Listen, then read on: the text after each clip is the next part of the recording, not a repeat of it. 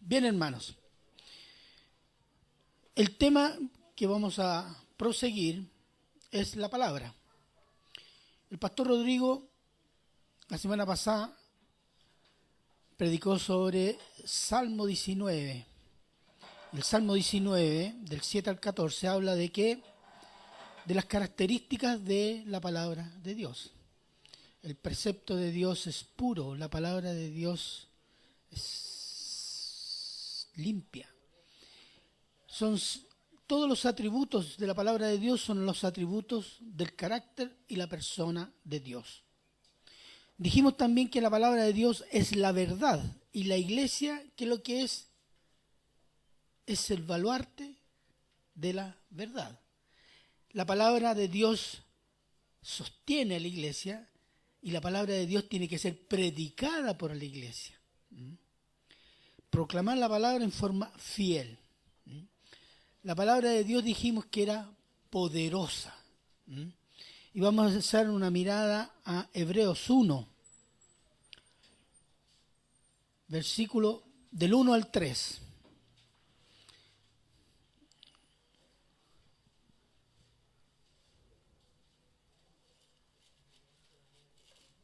¿Quién lo tiene? 1 al 3. Sí. Dice: Dios, habiendo hablado muchas veces y de muchas maneras en otros tiempos a los padres por los profetas, en estos postreros días nos ha hablado por el Hijo, a quien constituyó heredero de todo y por quien asimismo hizo el universo, el cual, siendo el resplandor de su gloria y la imagen misma de su sustancia, y quien sustenta todas las cosas con la palabra de su poder, habiendo efectuado la purificación de nuestros pecados por medio de sí mismo, se sentó a la diestra de la majestad en las alturas. Dios ha hablado en la antigüedad por medio de los profetas. Hoy día, después de la primera venida de Cristo, está hablando por medio de Cristo, sin el cual todo fue hecho. Y su palabra no solo creó todo, sostiene todo. Si Dios dijera basta, la creación entera se cae. Pero todo es sostenido, dice ahí, por su palabra. Isaías 66, 2 dice, se los leo yo, que lo tengo por acá. Dice: mi mano hizo todas estas cosas, y así todas estas cosas fueron, dice Jehová. Es decir, mi mano hizo toda la creación, porque está hablando de que le van a construir una casa, dice. ¿Dónde está la casa que me habréis de edificar y dónde el lugar de mi reposo? Si yo hice todo esto, todo lo que existe, ¿qué me van a construir ustedes? Y dice, todas estas cosas fueron, dice Jehová. O sea, yo dije y fue. Dios habló y se creó. Y la palabra de Dios no solo tiene poder, tiene significado y sentido. Isaías 55, 11. ¿Quién puede estar en Isaías? Vamos a repetir un poco. Isaías 55, 11.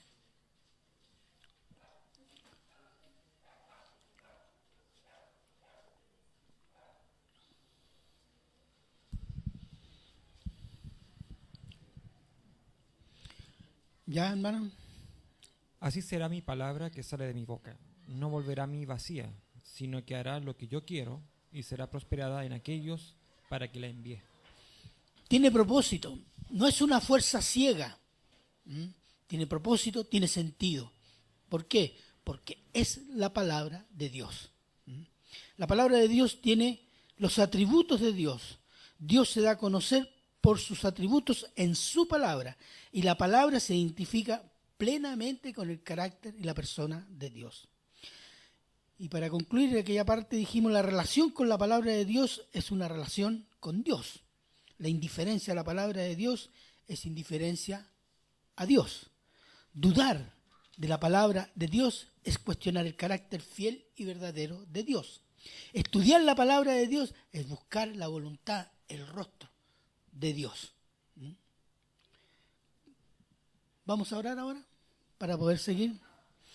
Padre eterno, Padre misericordioso, En tu santa presencia, Señor, queremos rogar esta bendición de este pequeño estudio sobre tu palabra, Señor. Tu maravillosa palabra, santa palabra, Señor. Queremos pedirte, Señor, que nos des un corazón humilde, Señor, y plena disposición de nuestro corazón para captar, estudiar, aprender y amar aquello que nos quieres enseñar, Señor. Te lo pido y te lo ruego, Señor, en el nombre de Cristo Jesús. Amén. Bien, hermanos. Les voy a leer un texto de un pastor, Riley, J.C. Riley, que dice, él escribió un pensamiento sobre la palabra de Dios. Se pregunta él, ¿cuál es la mayor protección contra la falsa doctrina? Respondo en una sola palabra, la Biblia. La Biblia leída con regularidad, orada con regularidad y estudiada con regularidad. Si queremos utilizar un arma contra los engaños de Satanás, no hay nada como la espada del Espíritu, la palabra de Dios. Pero para utilizarla con éxito debemos leerla habitualmente, diligentemente e inteligentemente, en oración. Pero me temo que este es el punto en el que muchos fallamos. J.C. Riley. Y es precisamente eso. En ese punto, los cristianos fallamos. ¿Por qué? Porque tenemos una visión de la palabra que es palabra. Sí, es palabra de Dios, es importante, pero es palabra. Pero si entendemos que la palabra de Dios se identifica con el carácter de Dios, que la palabra de Dios tiene los atributos de Dios, que relacionarse con la palabra es relacionarse con Dios en persona, si nosotros entendemos eso y amamos eso, vamos a crecer. Y nos vamos a poder defender de la carne, del mundo y del diablo, que son nuestros tres enemigos. Entonces, en esta visión, yo fui a ver cómo opera el diablo con la palabra de Dios. Y la mejor expresión, ¿dónde la tenemos? Génesis 3, la tentación a Eva. Y vamos a ver algunos detalles. Y que todavía esos detalles, si ustedes siguen alguna falsa doctrina, en el sentido que la hayan estudiado o observado, usan los mismos parámetros que están ahí en Génesis 3. Vamos a ir a Génesis 3 un momento, vamos a estar ahí un rato.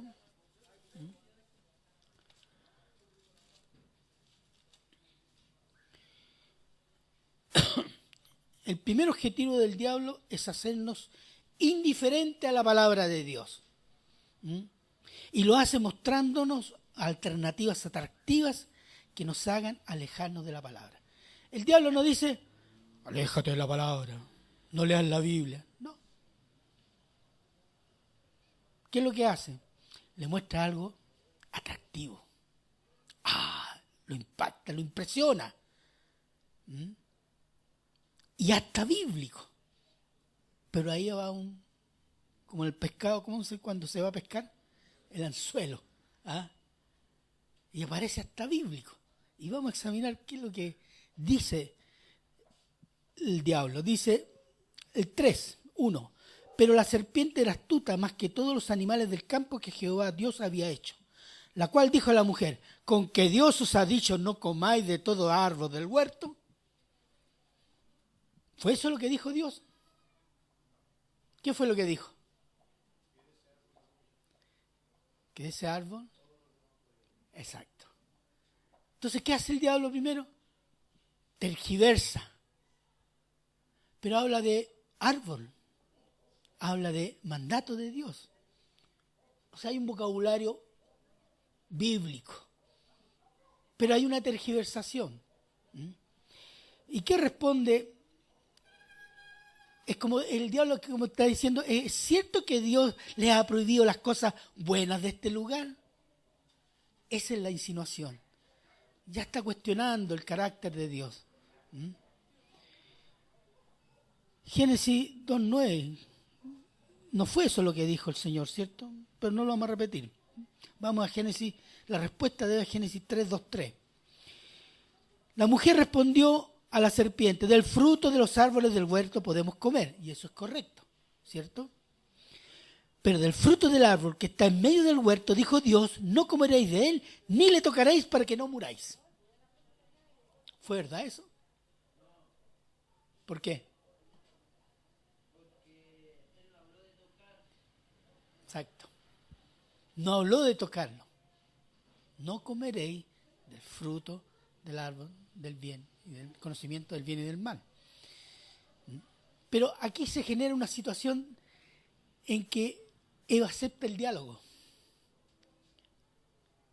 Es un diálogo relativamente amistoso y aclaratorio. No, oye, no te equivocaste. Perdona, él nos dijo que podíamos comer de todos los árboles, pero de este no, ni siquiera tocarlo. Entonces, el diablo ya logró un objetivo. ¿Cuál? Establecer una relación. Un diálogo. Estamos hablando de lo mismo, del mandato de Dios y del fruto prohibido, ¿cierto? Es bíblico, ¿cierto? Estamos hablando de eso. Pero él ya tiró el anzuelo. Y Eva comete otro error. Le agrega la palabra. No lo tocaréis si no moriréis. Agregarle o quitarle la palabra es error fatal. ¿Por qué?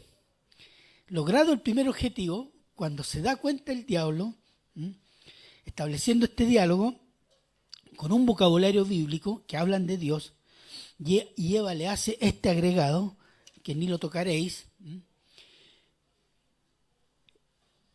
el diablo ve la oportunidad de dar la segunda estocada. Ya la primera ya la logró.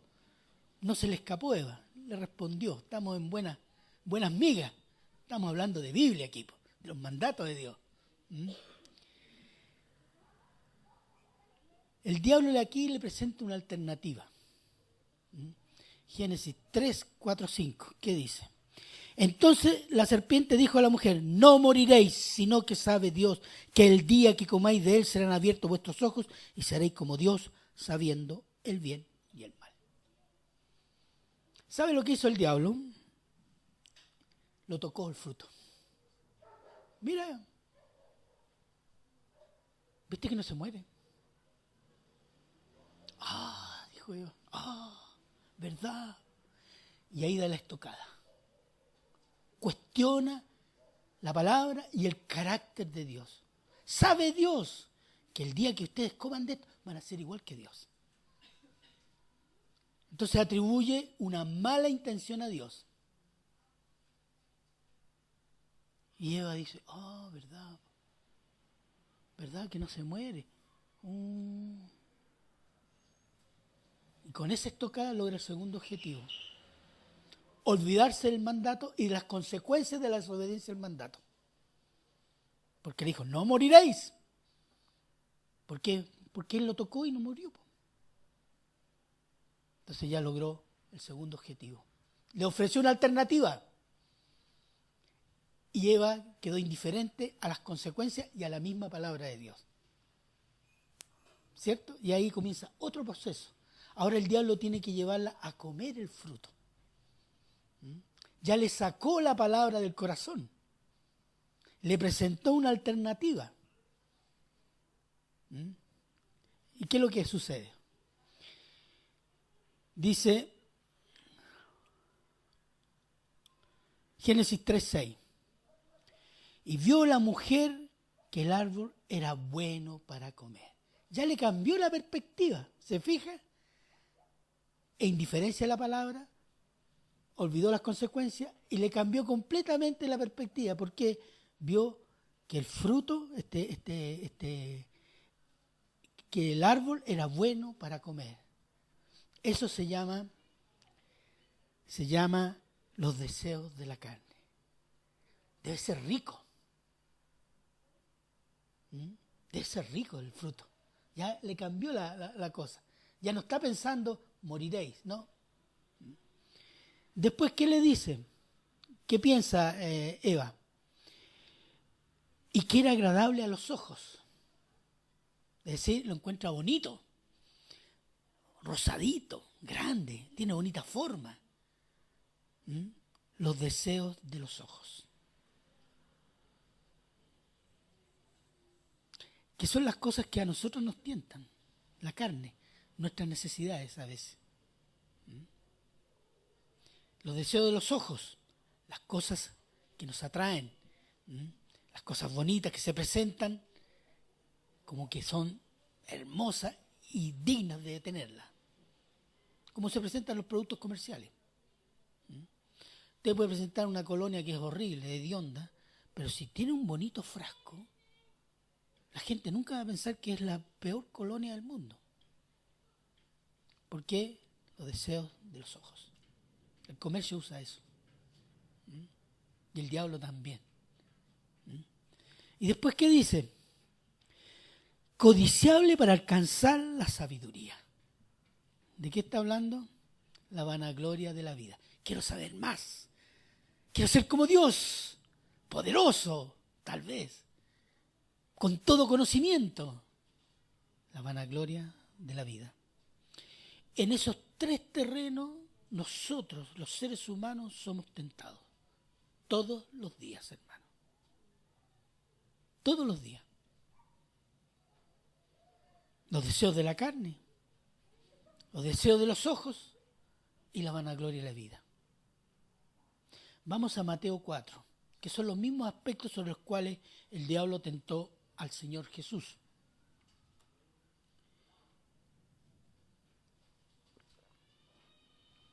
¿Quién puede leer la primera tentación?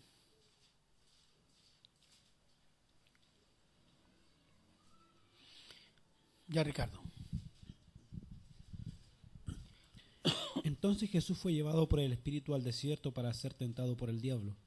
Y después de haber ayunado 40 días y 40 noches tuvo hambre. Y vino a él el tentador y le dijo: si eres hijo de Dios, di que estas piedras se conviertan en pan. Él respondió y dijo: escrito está, no solo de pan vivirá el hombre, sino de toda palabra que sale de la boca de Dios. Mire, después de 40 días el Señor tenía hambre, era hombre también. El diablo lo sabe. Espere ese momento cuando uno está débil para darle el golpe. ¿Qué le dice? Ah, si tú eres hijo de Dios, di estas piedras que se transformen en pan. Utiliza tu poder para tu provecho, para satisfacer tu necesidad, tu carne. Eso es los deseos de la carne, que a veces se usan las cosas espirituales para satisfacer los deseos de la carne. ¿Cuál es la respuesta que da el Señor Jesús? No establece el diálogo como Eva. ¿Se fija la diferencia? No, yo soy el Todopoderoso. Tú tienes que... No. Te defiende con la palabra. Escrito está.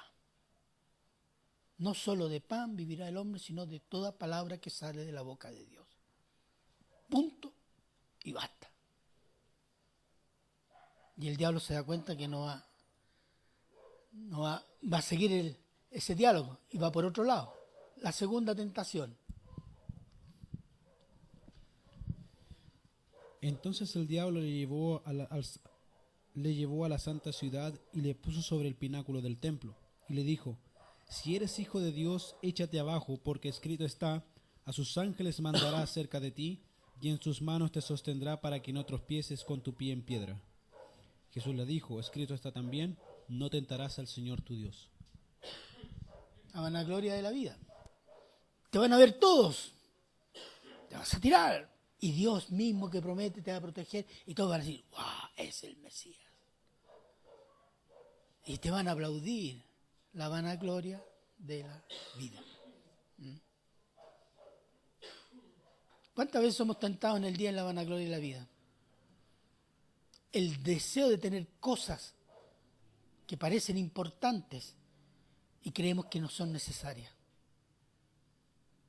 Y para que a los otros nos alaben, para tener un buen nombre delante de los hermanos, los amigos, los parientes. Esa es la vanagloria de la vida. Y la tercera, además, fíjese, el diablo usa la palabra. Si usted va a discutir con alguien inspirado por el diablo, apréndase bien la palabra, porque el diablo conoce la palabra. Y ahí se saltó una parte. Todo eso es a condición si andas en mis caminos. Salmo 91. No es, hace cualquier cosa y Dios te va a proteger. No, si vas en mis caminos. ¿Se fija como sacándole una palabra pierde el sentido la palabra? Eso es lo que hacen los falsos profetas, eso es lo que hizo con Eva. Y la tercera tentación. Otra vez le llevó el diablo a un monte muy alto, y le mostró todos los reinos del mundo y la gloria de ellos, y le dijo, todo esto te daré si postrado me adorares. Entonces Jesús le dijo, vete, Satanás, porque escrito está, al Señor tu Dios adorarás y al solo servirás. La segunda vez le respondió con la palabra también, y esta vez también. Pero ¿qué es lo que le mostró el diablo? El deseo de los ojos, poder, la maravilla, mira. El reino sin que vayas a la cruz. Adórame a mí. ¿Para qué ir a morir, sacrificarse? ¿Vas a sufrir? Yo te lo doy. Esa es la oferta. Gloria sin cruz. Poder sin santidad. Eso es lo que ofrece el diablo. ¿Cómo responde el Señor? Escrito está. Él usa el arma que puede usar cualquier hijo de Dios. La palabra de Dios. Y lo interesante es que Jesucristo mantiene su posición y su distancia. No establece el diálogo aclaratorio como Eva.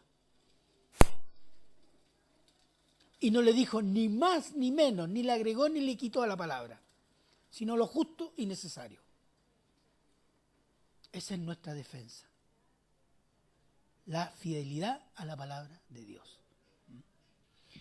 Entonces, el diablo logró hacerse amistoso con Eva, primero. Segundo, usó un vocabulario bíblico. 3, aprovechó el error de Eva del mal entendimiento de la palabra. 4, el diablo ofreció una alternativa atractiva. 5, logró que Eva cuestionara el carácter de Dios. 6, logró que Eva olvidara las consecuencias de violar el mandato de Dios. 7, Eva quedó con su corazón lleno de deseos carnales, los deseos de los ojos y con la vanagloria para sí misma. Él le arrancó la palabra y le cambió completamente la perspectiva a Eva y de pasadita a Adán. Cristo se mantuvo justo en los términos justos en la palabra y el diablo se corrió al final. Son dos actitudes diferentes del tratamiento de la relación que se tiene con la palabra. Ni por un momento, ni Eva ni Adán les vino en mente de pensar y recordar que Dios hizo todo eso hermoso, grande, abundante, rico para ellos. Y los puso ahí de mayordomo. ¿Para qué? Para que lo cuidaran y se gozaran de todo eso, pero con una sola prohibición. Y por esa pura sola prohibición el diablo aprovechó de cuestionar el carácter de Dios en el corazón de Eva y de Adán. Por un mal entendimiento de la palabra. Tal vez Adán le enseñó mal. Le exageró un poco para que la Eva, como era media metida, no fuera a meter las manos ahí en la fruta. O fue una, así como decir, tratar de ayudar a Dios. Eva trató de ayudar a Dios. Ni lo tocaremos porque si no moriremos. No, eso no ayuda. Eso nos mata. Por algo la palabra está como está escrita. Porque así es necesaria, porque así es efectiva. Y por una sola desobediencia, una sola. Violaron la palabra de Dios, violaron el carácter de Dios, y Dios no puede pasar por alto la violación de su persona. Y dio cumplimiento a la advertencia. Moriréis. Adán y Eva murieron espiritualmente perdieron la comunión con Dios y mueren físicamente en pecado. Y el pecado y la muerte pasan a ser parte de la naturaleza humana que desciende de Adán y Eva. Es decir, todos nosotros, toda la raza humana. Por otro lado, la creación fue hecha por la palabra de Dios, porque Dios dijo y fue, ¿cierto? Y esa palabra fue violada, por tanto, esa violación maldice a toda la creación hasta hoy. ¿Se fija la consecuencia? Porque no era solo desobedecer algo que dijo Dios, sino violar su carácter y su obra. Y eso tuvo esa consecuencia. Una sola desobediencia a la palabra de Dios trajo caos, enfermedad, muerte, pecado. ¿Cuántas veces peca la humanidad cada día? Violando y escupiendo el rostro de Dios a cada rato. Porque así es, ¿cierto? Muchas veces. Y el mundo se pregunta, y algunos cristianos también, ¿por qué Dios debe hacer juicio? ¿Acaso no es un Dios de amor? Claro que es un Dios de amor, pero es un Dios justo. Es un Dios santo que odia al pecador no arrepentido.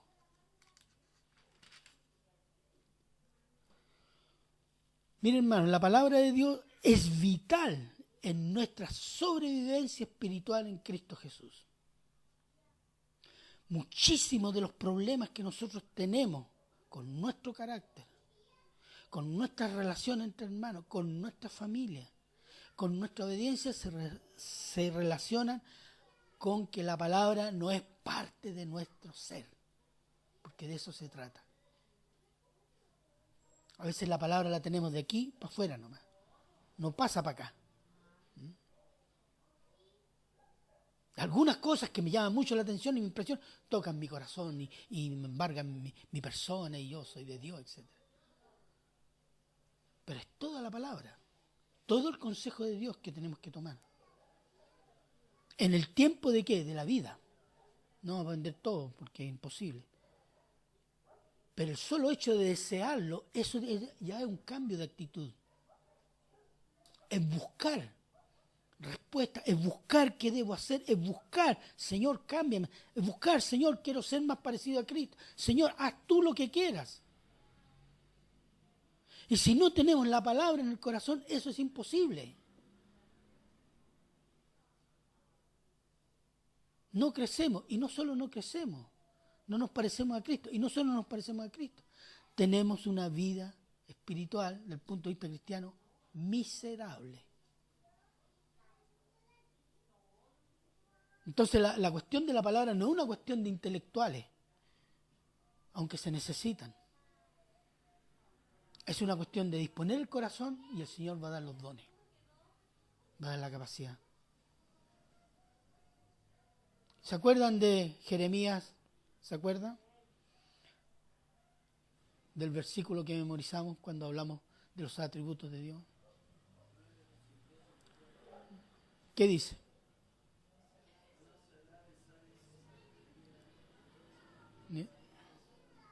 Ya, fuerte, fuerte.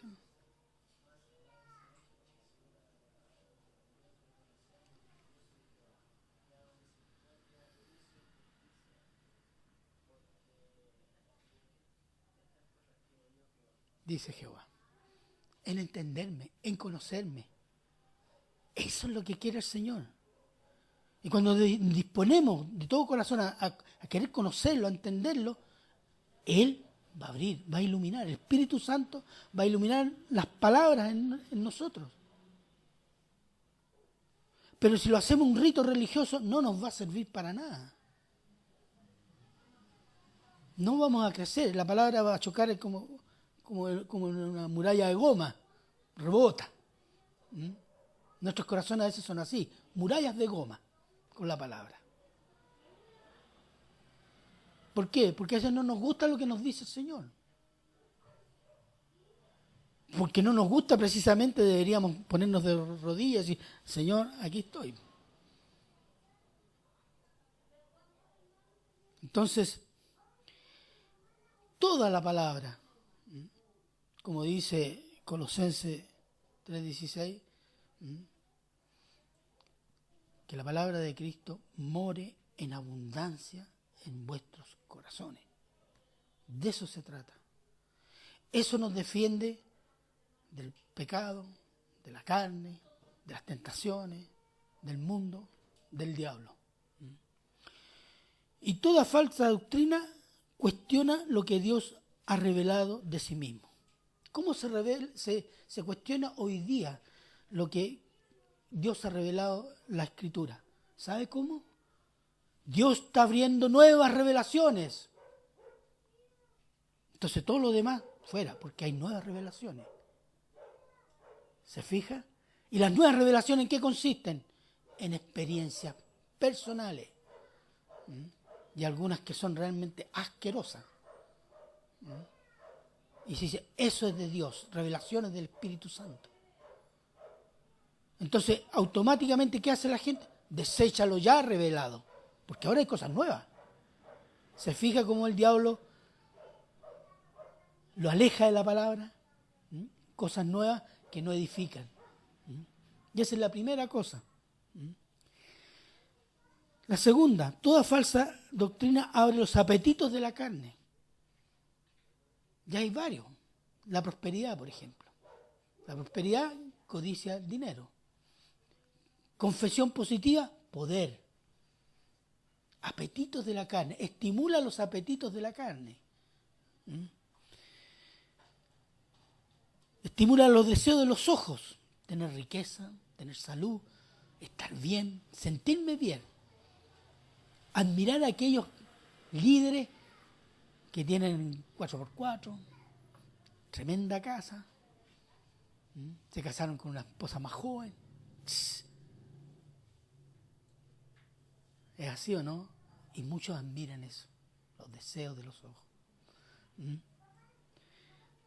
La vanagloria de la vida, ser admirado espiritualmente por las cosas que tengo.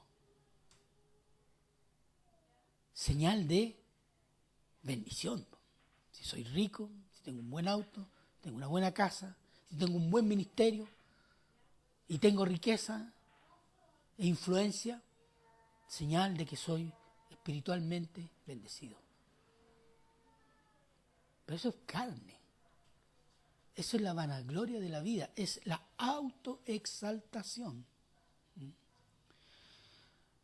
Toda falsa doctrina está centrada en la divinización del hombre y la humanización de Dios. Por ejemplo, la Iglesia Católica. La Iglesia Católica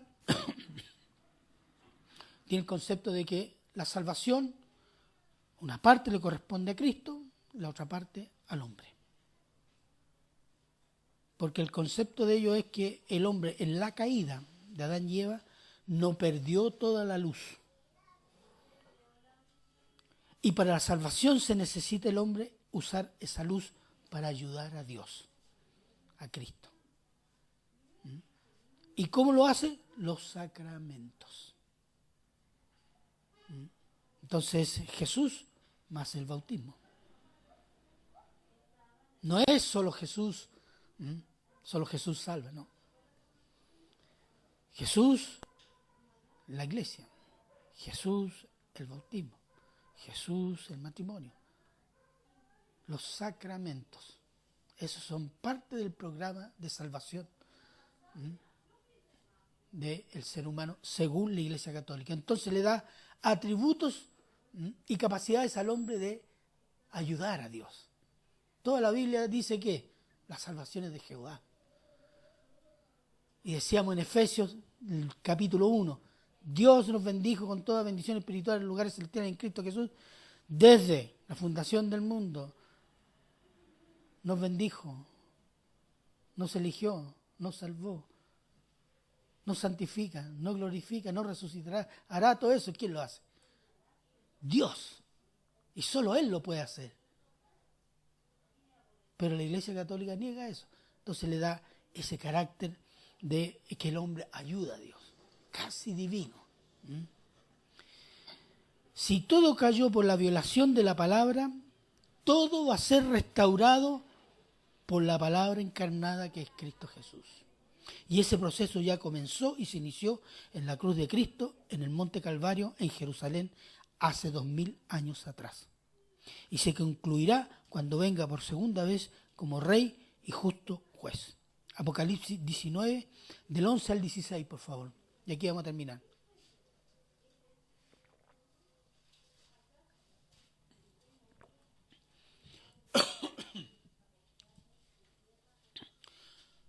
Apocalipsis 19,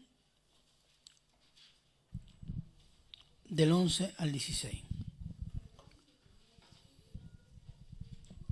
Entonces vi el cielo abierto y he aquí un caballo blanco, y el que lo montaba se llamaba Fiel y Verdadero, y con justicia juzga y pelea. Sus ojos eran como llamas de fuego, y había en su cabeza muchas diademas, y tenía un nombre escrito que ninguno conocía sino él mismo. Y estaba vestido de una ropa teñida en sangre, y su nombre es el Verbo de Dios. Y los ejércitos celestiales, vestidos de lino finísimo, blanco y limpio, le seguía en un caballo blanco. 16. De su boca sale una espada aguda para herir con ella a las naciones, y él las regirá con vara de hierro, y él pisa el lagar del vino del furor y de la ira de Dios Todopoderoso. Y en su vestidura y en su muslo tiene escrito su nombre, Rey de Reyes y Señor de Señores. Gracias, hermana. Note los nombres del Verbo de Dios, palabra de Dios, y después dice Rey de Reyes, Señor de Señores. Él viene como Rey, como juez, con toda la ira de Dios sobre la humanidad pecadora. Y Él, con juicio, va a restaurar todas las cosas que se perdieron. ¿Cuándo? Con la caída de Adán y Eva. Eso es lo que esperamos nosotros. Eso es lo que espera la iglesia. Ser sacada de la tierra para que ese juicio se aplique. Y al final todas las cosas van a ser restauradas. Tal vez mucho mejor de lo que fueron al inicio. Esa es nuestra esperanza. Cuando decimos que tenemos la palabra es porque tenemos a Cristo en el corazón. Y vivir para eso. El apóstol Pedro dice, ¿cómo no viviremos en santa piedad si estas cosas han de venir? Porque el objetivo no es saberlas. O tener la curiosidad de saber cómo es el futuro. No, el objetivo es para vivir en santidad. En Apocalipsis, ¿qué dice el Señor? Vengo pronto. 2000 años atrás lo dijo. Bueno, no importa. Puede venir esta noche. O en 20 años más, pero no sabemos. Lo que sí sabemos es que nosotros tenemos que vivir en santa piedad. Como si Él viniera en un momento más. Y Él me pide cuenta y decirle, Señor, aquí está lo que tú me diste. Esa es nuestra vida cristiana. Y lo podemos hacer a la medida que la palabra es parte de nuestra vida. Es parte de nuestro ser. Yo sé que no es fácil, pero ¿sabe lo que nosotros no usamos? Disciplina. Esto requiere disciplina. Si entendemos todas las bendiciones que hay, requiere disciplina. Y cada uno se disciplina según sus posibilidades. Pero hacerlo, comenzar a hacerlo. Lo más difícil es comenzar a hacerlo. Después lo más difícil es mantenerlo. ¿Ah? Porque es una lucha diaria, hermanos. Es una lucha diaria. Pero podemos vencerla. Y por eso el Señor nos pone en la lucha, porque podemos vencerla de la mano de Él, de su palabra. Y ese es el consejo de Dios. Toma mi palabra, apóyate en ella. Hazla tuya. Y va a haber victoria. ¿Por qué? Porque nuestro capitán ya salió victorioso, ¿no? Cristo ya venció. Y Él nos dijo, y le dijo a sus apóstoles, en el mundo tendréis aflicción. Y la iglesia ha tenido aflicción y sigue teniendo aflicción. Pero confiad, yo he vencido al mundo. Gloria a Dios.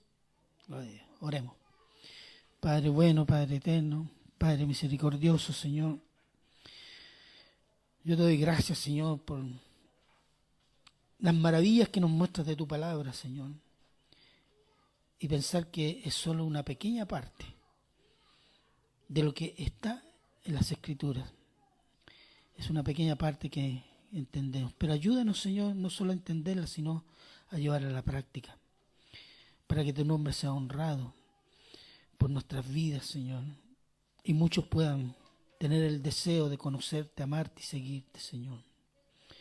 Bendice nuestras vidas, Señor. Perdona nuestra pereza, Señor. Ayúdanos en la lucha, Señor, contra nuestra propia carne, contra las tentaciones del mundo y las maquinaciones del diablo, Señor. Yo te ruego, Señor, que el Espíritu Santo nos bendiga, nos proteja, Señor, para seguir creciendo en el amor de Cristo, que supera todo conocimiento y que está demostrado que en su palabra, que es santa, perfecta, admirable, hermosa, poderosa, vive en nosotros, Señor. Te damos gracias por todo, Señor, en el nombre de Cristo Jesús. Amén.